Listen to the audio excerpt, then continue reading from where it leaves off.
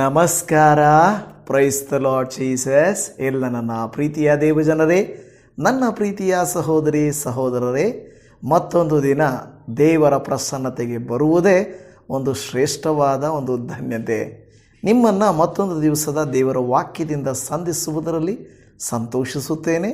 ನೀವು ಕೂಡ ಸಂತೋಷದಿಂದ ದೇವರ ವಾಕ್ಯಗಳನ್ನು ಆಲಿಸಲಿಕ್ಕಾಗಿ ಬಂದಿದ್ದೀರಾ. ನೀವು ವಾಕ್ಯವನ್ನು ಧ್ಯಾನಿಸುವಂತೆ ನಿಮ್ಮ ಮನಸ್ಸುಗಳು ನಿರ್ಮಲವಾಗಲಿ, ನಿಮ್ಮ ಕುಟುಂಬವು ಆಶೀರ್ವದಿಸಲ್ಪಡಲಿ, ನಿಮ್ಮ ಶರೀರವು ಆರೋಗ್ಯವನ್ನು ಹೊಂದಲಿ, ನಿಮ್ಮ ಭವಿಷ್ಯತ್ತು ಅನುಗ್ರಹಿಸಲ್ಪಡಲಿ. ಯಾಕೆ ಗೊತ್ತಾ?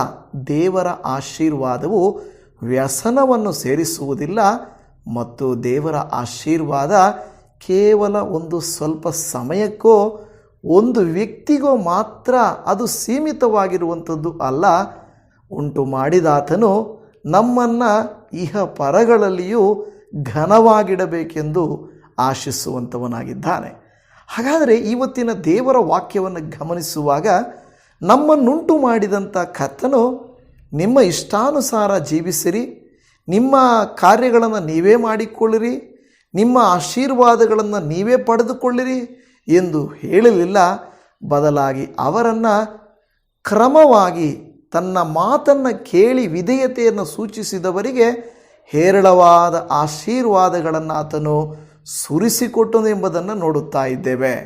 ಹಾಗಾದರೆ ಇವತ್ತು ಕೂಡ ನಿಮ್ಮ ನನ್ನ ಜೀವಿತದಲ್ಲಿ ನಾವು ಆಶೀರ್ವಾದ ನಿಧಿಯಾಗಿಯೂ ಅನೇಕ ಜನಾಂಗಗಳಿಗೆ ಆಶೀರ್ವಾದವಾಗಿ ಮಾರ್ಪಡಬೇಕಾದರೆ ವಾಕ್ಯವನ್ನು ಗಮನಿಸಬೇಕು.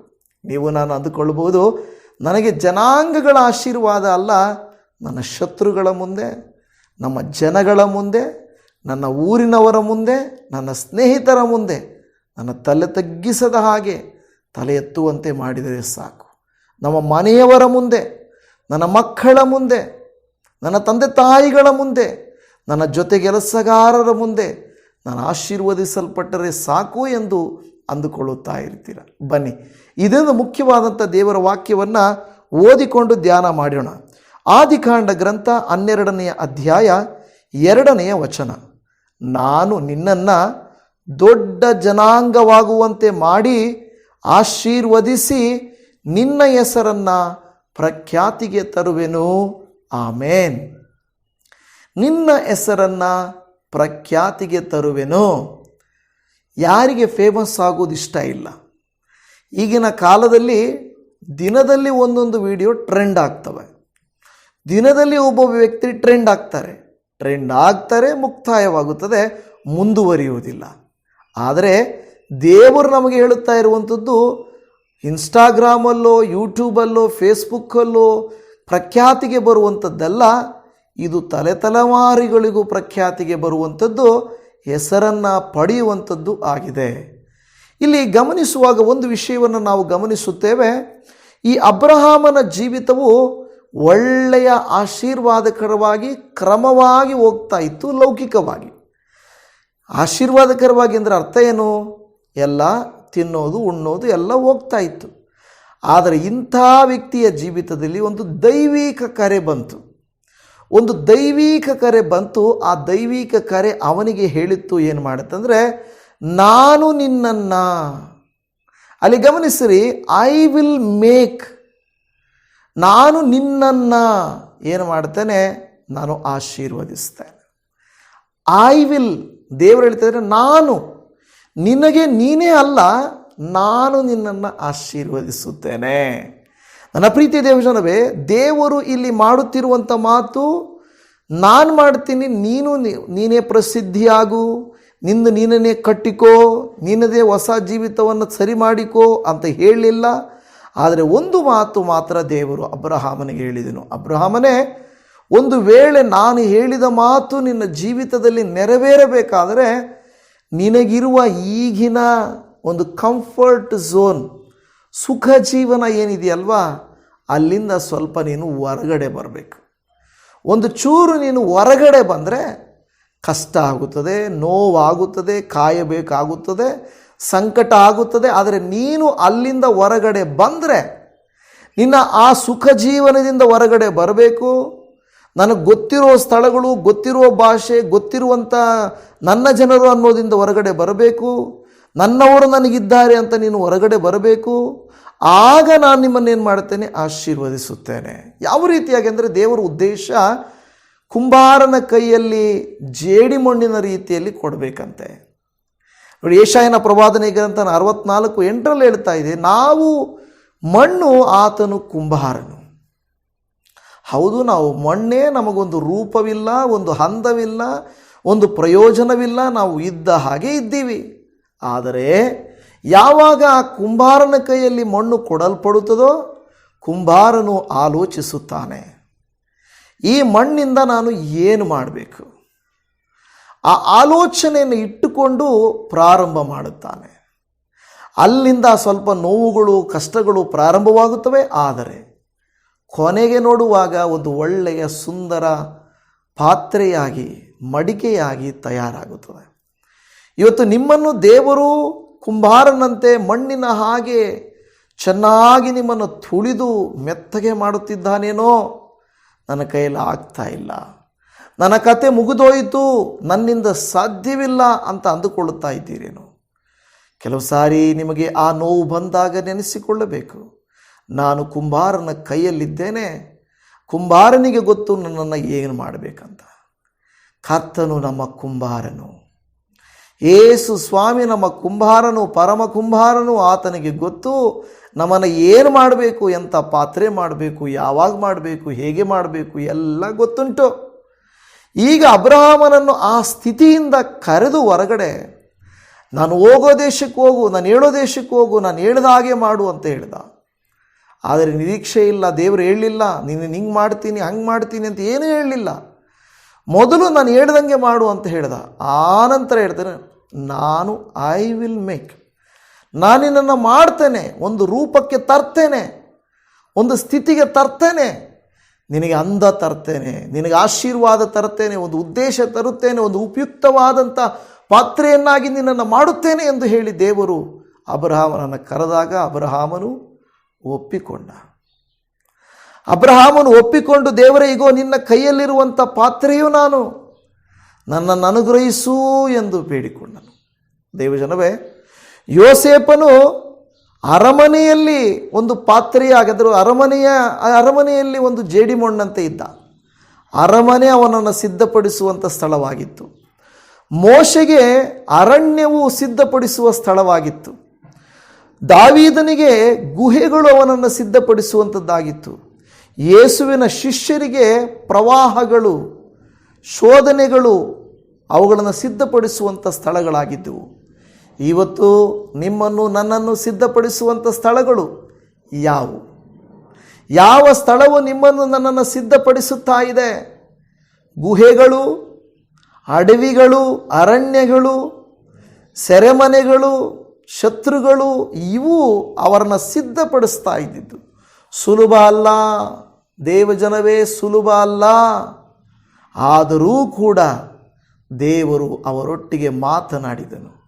ಈ ಭಕ್ತರನ್ನು ಒಂದು ಪಾತ್ರೆಯಂತೆ ದೇವರು ಸಿದ್ಧಪಡಿಸಿದನು.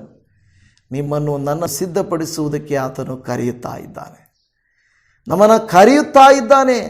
ಯಾರು ಕುಂಬಾರನ ಕೈಯಲ್ಲಿ ಜೇಡಿಮಣ್ಣಿನ ಹಾಗೆ ಒಪ್ಪಿಸಿಕೊಟ್ಟು ವಿಧೇಯತೆಯನ್ನು ತೋರಿಸುತ್ತದೋ, ಆ ಪಾತ್ರೆ ಬಹಳ ದೊಡ್ಡ ಪ್ರಯೋಜನಕರವಾದಂಥ ಪಾತ್ರೆಯಾಗಿ ಮಾರ್ಪಡುತ್ತದೆ.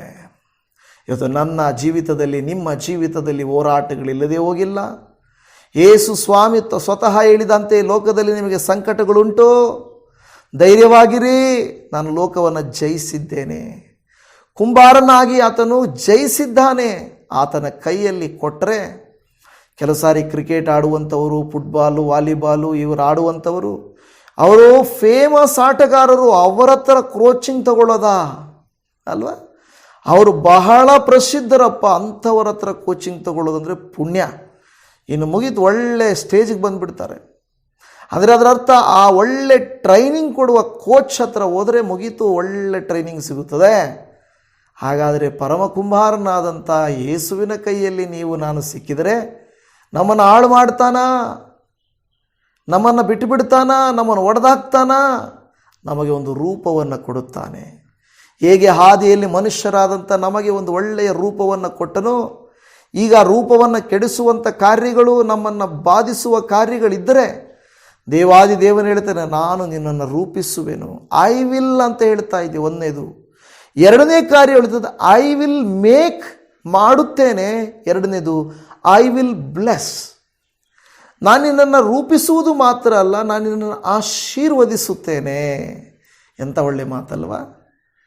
ನೋಡಿ, ಯಾರಾದರೂ ಮಾಡ್ಬೋದು, ಅದನ್ನು ಆಶೀರ್ವದಿಸುವುದು. ಒಂದು ಮಡಿಕೆ ಮಾಡಿ ಬಿಸಾಡುವುದಲ್ಲ, ಮಡಿಕೆ ಮಾಡಿದ ಮೇಲೆ ಅದನ್ನು ಸುಡಬೇಕು, ಅದನ್ನು ಗಟ್ಟಿ ಮಾಡಬೇಕು. ಐ ವಿಲ್ ಬ್ಲೆಸ್, ನಾನು ನಿನ್ನನ್ನು ಆಶೀರ್ವದಿಸುತ್ತೇನೆ. ನಾನು ಎನ್ನುವಂಥ ಮಾತು ಹೇಳ್ತದೆ, ದ ಸೋರ್ಸ್ ಆಫ್ ಬ್ಲೆಸ್ಸಿಂಗ್. ನಿಜವಾದ ಆಶೀರ್ವಾದಕ್ಕೆ ಮೂಲನಾಗಿರುವಂಥ ದೇವಾದಿ ದೇವನು ಈತನಾಗಿದ್ದಾನೆ. ಅದೇ ದೇವರು ವಾಕ್ಯ ಹೇಳುತ್ತಾ ಇದೆ. ನಂಬಿದರೆ ಎಂತಹ ಕಷ್ಟಗಳು ಬಂದರೂ, ಪ್ರಯಾಸಗಳು ಬಂದರೂ ದೇವರು ನಡೆಸುತ್ತಾರೆ. ನಾವು ಕೂಡ ಈ ಜೂನ್ 1ನೇ ತಾರೀಕಿನಿಂದ ಬೈಬಲ್ ಕಾಲೇಜನ್ನು ಪ್ರಾರಂಭಿಸಬೇಕೆಂಬುದಾಗಿ ಆಲೋಚಿಸುವಾಗ ಕೆಲವರಲ್ಲಿ ಒಂದು ಆಲೋಚನೆ ಏನಂದರೆ, ಬೈಬಲ್ ಕಾಲೇಜಿಗೆ ಸೇರುವವರಿಗೆ ಮೆಟೀರಿಯಲ್ ಆಗಿರ್ಬೋದು, ಅವರಿಗೆ ಕಲಿಸುವವರಿಗೆ ಏನಾದರೂ ಹಣವಾಗಿರಬಹುದು, ಊಟವಾಗಿರಬಹುದು, ಇಲ್ಲಿ ಇರುವಂಥವರಿಗೆ ವಸತಿ ಆಗಿರಬಹುದು, ಇದೆಲ್ಲ ಏನು ಮಾಡಬೇಕು ಅಂತ ಆಲೋಚನೆ ಬರುವಾಗ ನನ್ನ ಮನಸ್ಸಿನಲ್ಲಿ ಜಾರ್ಜ್ ಮುಲ್ಲರ್ ಅನ್ನುವಂಥವರೊಬ್ಬ ಸೇವಕರು ನೆನಪಿಗೆ ಬಂದರು. ಅವರ ಬಗ್ಗೆ ನಾವು ನೋಡಿದರೆ ಅನೇಕ ಥೌಸಂಡ್ಸ್, ಸಾವಿರಾರು ಜನರನ್ನು ಆತನು, ಅನಾಥರನ್ನು ಪೋಷಿಸಿದನು. ಯಾವತ್ತೂ ಆತನು ದುಡ್ಡಿದ್ದು ಎಲ್ಲ ಸಮಕೂರಿಸಿಕೊಂಡು ನಾನು ಮಾಡಬಹುದು ಅಂತ ಮಾಡಲಿಲ್ಲ. ಆತನು ದೇವರ ಮೇಲೆ ಆಶ್ರಿತನಾದನು. ಈ ವಾಕ್ಯವನ್ನು ಕೇಳುತ್ತಿರುವ ದೇವಜನವೇ, ಹಣ ಬರಲಿ ಸೇವೆ ಮಾಡೋಣ, ಸಾಲ ತೀರಲಿ ಸೇವೆ ಮಾಡೋಣ, ದೇವರು ಎಲ್ಲ ಕೊಡಲಿ, ನಂದೆಲ್ಲ ಕಷ್ಟ ತೀರಲಿ, ಆಮೇಲೆ ಸೇವೆಗೆ ಕೊಡೋಣ.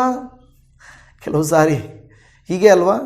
ನನಗೆಲ್ಲ ಕಷ್ಟ ತೀರೋದ್ರೆ ಆಮೇಲೆ ಧಾರಾಳವಾಗಿ ಕೊಡ್ತಾನೆ. ಕಷ್ಟ ತೀರುವಂತೆ ಸೈತಾನು ಬಿಡೋದಿಲ್ಲ, ಸೇವೆಗೆ ಕೊಡುವುದಿಲ್ಲ, ಸೇವೆ ಮಾಡುವುದಿಲ್ಲ. ಸೇವೆಗೆ ಕೊಡುವುದಕ್ಕಿಂತ ಸೇವೆಗೆ ತಮ್ಮನ್ನು ಕೊಡುವುದಿಲ್ಲ. ಇಲ್ಲ, ಕಷ್ಟ ಇದೆ, ಇನ್ನೂ ಮುಗಿದಿಲ್ಲ, ಇನ್ನೂ ಪ್ರಯಾಸ ಇದೆ ಅಂತ ಅಂದುಕೊಳ್ತಾನೇ ಇರುತ್ತೇವೆ. ಅದು ಮುಗಿಯೋದಿಲ್ಲ. ಅದಕ್ಕೆ ನಾವು ಇದೇ ದಿನ, ದೇವರೇ ನನ್ನನ್ನು ಉಪಯೋಗಿಸಿಕೋ, ನಾನಿದ್ದೇನೆ, ನನ್ನನ್ನೇ ಕೊಡುತ್ತೇನೆ, ನಾನು ಅದೆಲ್ಲ ನೋಡಲ್ಲ ದೇವರೇ ಅಂತ ಹೇಳುವಾಗ ದೇವರು ಉಪಯೋಗಿಸಿಕೊಳ್ಳುತ್ತಾನೆ. ಹಲ್ಲೆಲೂಯಾ, ಕರ್ತನಿಗೆ ಸ್ತೋತ್ರ. ಒಂದು, ಐ ವಿಲ್ ಮೇಕ್, ನಾನು ನಿನ್ನನ್ನು ರೂಪಿಸುತ್ತೇನೆ. ಎರಡು, ಐ ವಿಲ್ ಬ್ಲೆಸ್, ನಾನು ನಿನ್ನನ್ನು ಆಶೀರ್ವದಿಸ್ತೇನೆ. ಮೂರನೇದಾಗಿ ಹೇಳ್ತಾ ಇದ್ದೇನೆ, ಐ ವಿಲ್ ಮೇಕ್ ದೈ ನೇಮ್ ಗ್ರೇಟ್.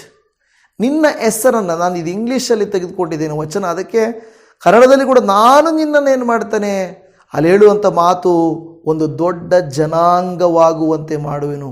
ನಾನು ಅನ್ನುವ ಪದ ಮುಖ್ಯ, ನಿನ್ನನ್ನು ಅನ್ನುವಂಥ ಪದ ಮುಖ್ಯ. ನಾನೇನು ಮಾಡ್ತೇನೆ, ಆಶೀರ್ವದಿಸ್ತೇನೆ, ಜನಾಂಗವಾಗುವಂತೆ ಮಾಡುತ್ತೇನೆ. ಮೂರನೇದು, ಪ್ರಖ್ಯಾತಿಗೆ ತರುತ್ತೇನೆ. I make you famous. ಈ ಕಾಲಗಳಲ್ಲಿ ಸುಳ್ಳು ಅದು ಇದು ಮಾಡಿ ಏನೇನೋ ಮಾಡಿ ಇವತ್ತು ಫೇಮಸ್ ಆಗಲಿಕ್ಕೆ ನೋಡ್ತಾ ಇದ್ದಾರೆ. ಸೇವೆಗಳಲ್ಲಿ ಕೂಡ ಫೇಮಸ್ ಆಗಲಿಕ್ಕೆ ನೋಡ್ತಾ ಇದ್ದಾರೆ, ದೇವರ ನಾಮ ಮಹಿಮೆಯನ್ನಲ್ಲ.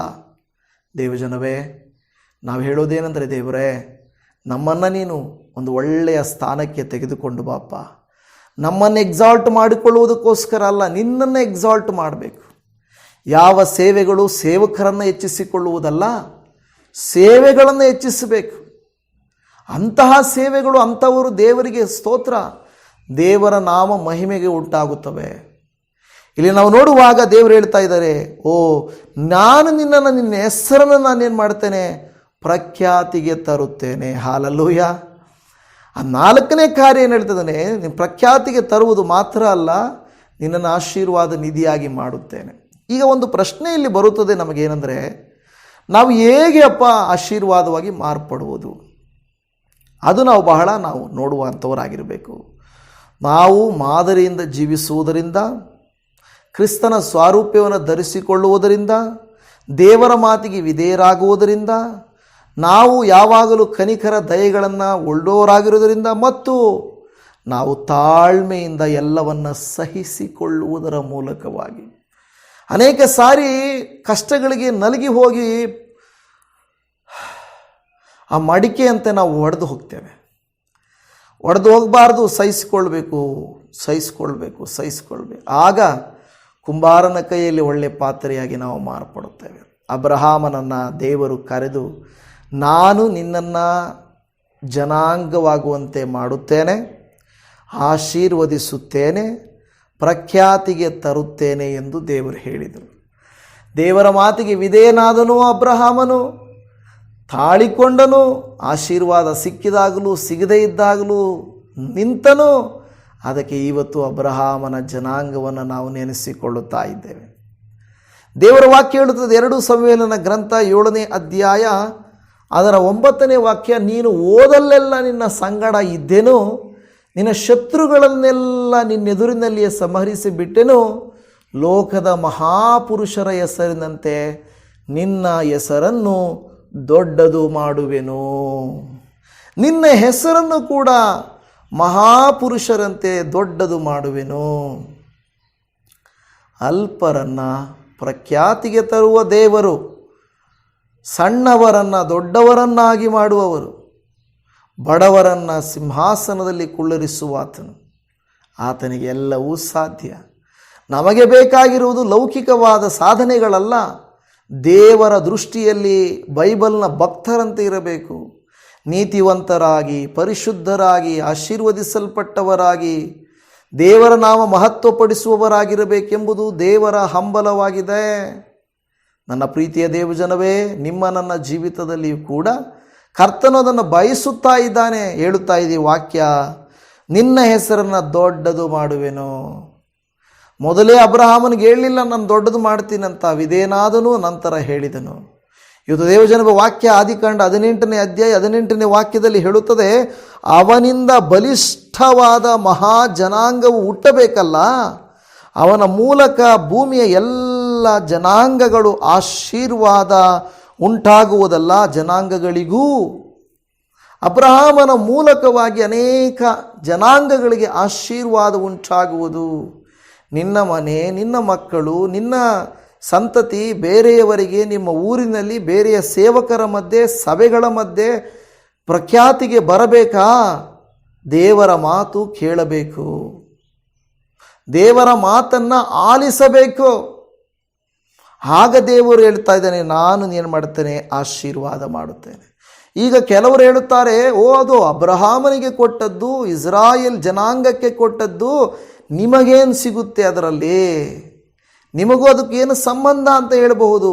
ದೇವಜನವೇ, ಗಲಾತ್ಯದ ಪತ್ರಿಕೆ 3ನೇ ಅಧ್ಯಾಯ 13 ಮತ್ತು 14ನೇ ವಚನದಲ್ಲಿ, ಅಬ್ರಹಾಮನಿಗೆ ಉಂಟಾದ ಆಶೀರ್ವಾದವು ಕ್ರಿಸ್ತ ಯೇಸುವಿನಲ್ಲಿ ಅನ್ಯ ಜನರಿಗೆ ಉಂಟಾಗುವಂತೆಯೂ, ದೇವರು ವಾಗ್ದಾನ ಮಾಡಿದ ಆತ್ಮನು ನಮಗೆ ನಂಬಿಕೆಯ ಮೂಲಕ ದೊರಕುವಂತೆಯೂ, ಕ್ರಿಸ್ತನು ನಮ್ಮ ನಿಮಿತ್ತ ಶಾಪವಾಗಿ ಧರ್ಮಶಾಸ್ತ್ರದಲ್ಲಿ ಹೇಳಿರುವ ಶಾಪದೊಳಗಿಂದ ನಮ್ಮನ್ನು ಬಿಡಿಸಿದನು.